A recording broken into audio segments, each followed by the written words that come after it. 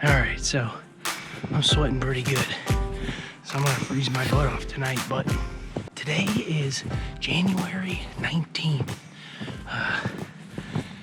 It's getting pretty late in the season, and I still have a doe tag I'm trying to fill. I got off work, flew out here to the Frank farm again. I'm gonna give it a try here tonight, and as you can see,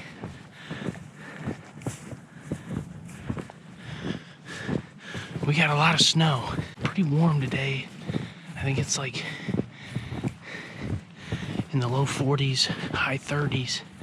So a lot of it, it's kind of melted and it's gone from like a powder to some real thick stuff. So if I find tracks, they're probably not gonna look too fresh, especially if they were done since last night. My plan is, I'm up here on this cut cornfield, and all I want to do is just kind of walk the edge and see if I can't find a really good concentration of tracks. I got the Lone Wolf custom gear with me today, so I should be able to just pop right in a tree if I find something good. I'm kind of walking some deer tracks right now, and I would assume, based on how they look, these were probably made last night, headed back into this bedding area. And I've hunted it a few times with no luck, but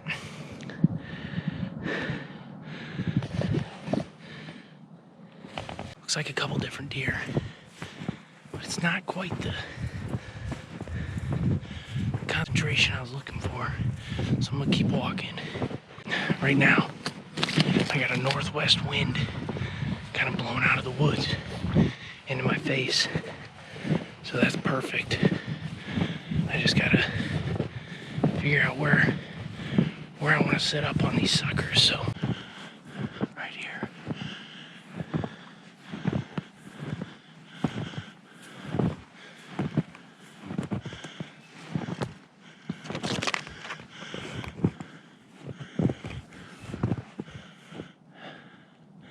That's what I'm looking for.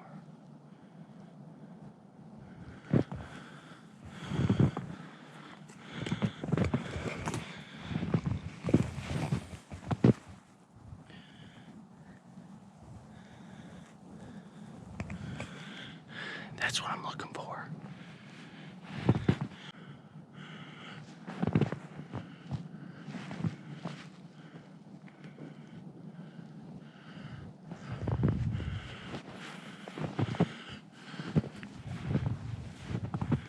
We got tracks right here. And we got a bunch of tracks right here, about 15, 20 yards.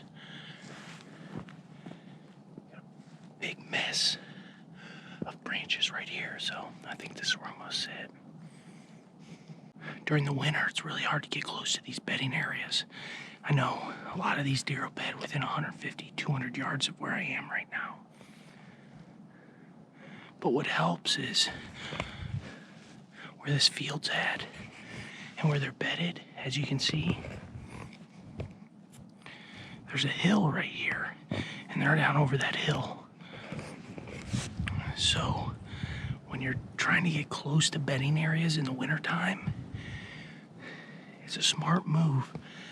Like what I did is work along the back side of this hill and find tracks. And when I found tracks, I'm not gonna walk up and follow them to the top of that hill and hang a stand, which is where you might want to be. You know, if you want to see everything, I'm gonna stay back behind this hill. I'm gonna climb the back side of this tree so that my movement is concealed as I'm hanging this stand. And hopefully these deer have no idea I'm here and they come walking out here.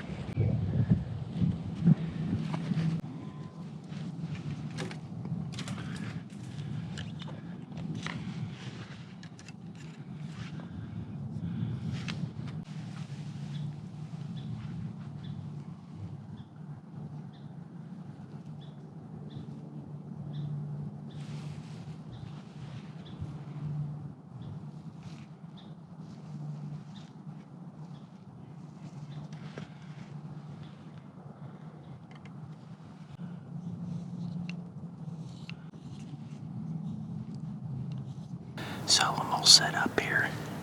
And I'm pretty pumped with this setup.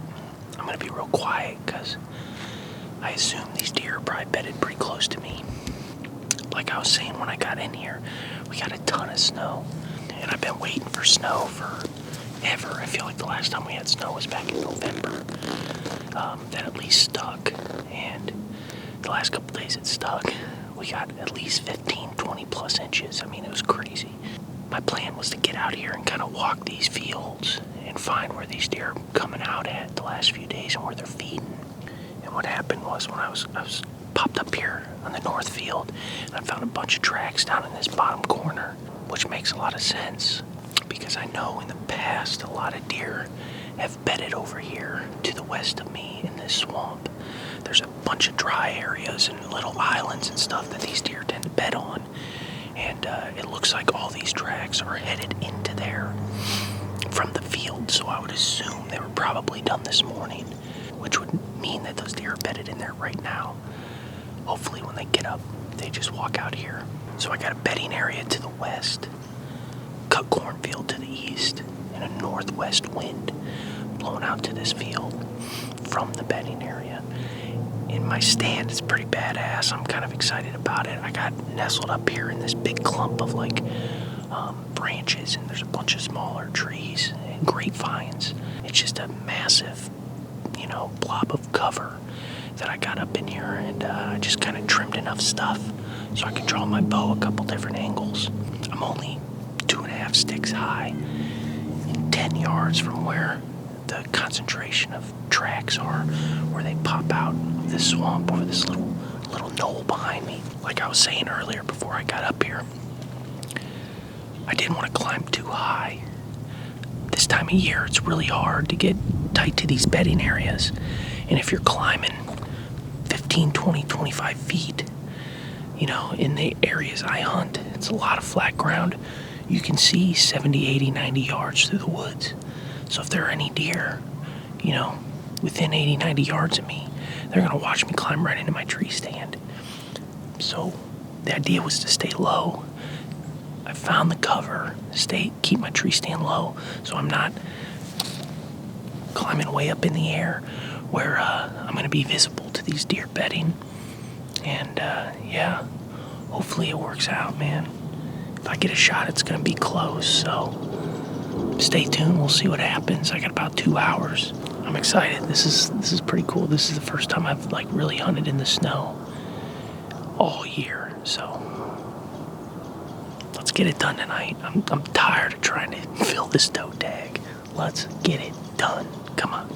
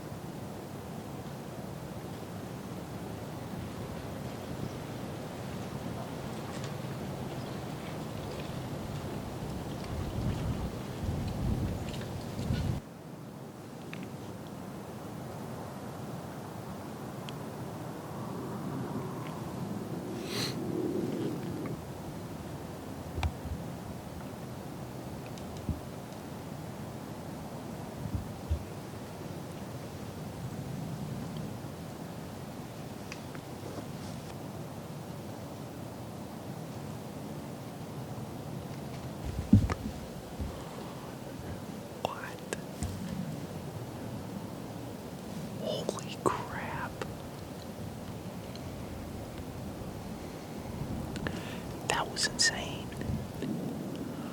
Right here, look at that.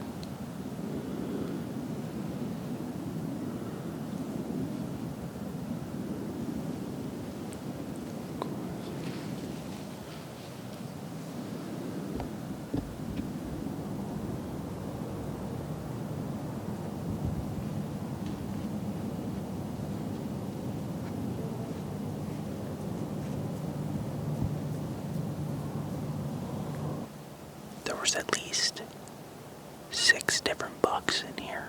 One of those does was definitely coming into estrus or in estrus. I had 2 small does right here off my right shoulder for about 20 minutes. And that big buck, and he was a giant, come walking right down in here, grunting, following a doe. That was a monster deer. And then there were a whole bunch of other small bucks in here. Satellite bucks, probably just trying to get in on the action. But, I mean, that was wild. That was such a big deer. And I had him right here at 50 yards for at least 20 minutes. And then about 5 minutes after shooting light, I was actually doing this interview, and a doe come walking right down the trail that I was set up on and stood right here at frickin' 8 yards, broadside. Legal shooting light ended at 5:57 today, so had to let her walk. But that's why it's so important that I get out of here as quiet as I can. And I try not to bump any deer on my way out. Luckily, that big buck, he went walking off back into the swamp. And then all those small bucks were kind of hanging out right here on the edge of this thick stuff forever. I'm gonna get out of here. And when I get to my truck, I'll talk more about it. So I'll see you guys, and it's gonna take me a while, but you'll see in about 2 seconds. I'm gonna cut out the next hour of footage, so I'll see you in a second. Oh my god, that was the freaking sweetest night I've had. That's probably one of the biggest bucks I've seen all year tonight. And I believe that doe he was following, you saw how she kind of curled around, and then he stood there for a while, and then he ended up walking in back into the swamp following her. I guarantee you she's coming into estrus late or something like that. It's January 19th. That would be like the 3rd estrus cycle or something like that. He was grunting, had his nose down, kind of dogging her. I didn't get a lot of it on film because it was so thick in there, but like, man. And then there was like 4 or 5 other bucks in there, and they wouldn't leave. You know, right at legal shooting light, just, 2-3 minutes after, I had a doe walk right down in front of me.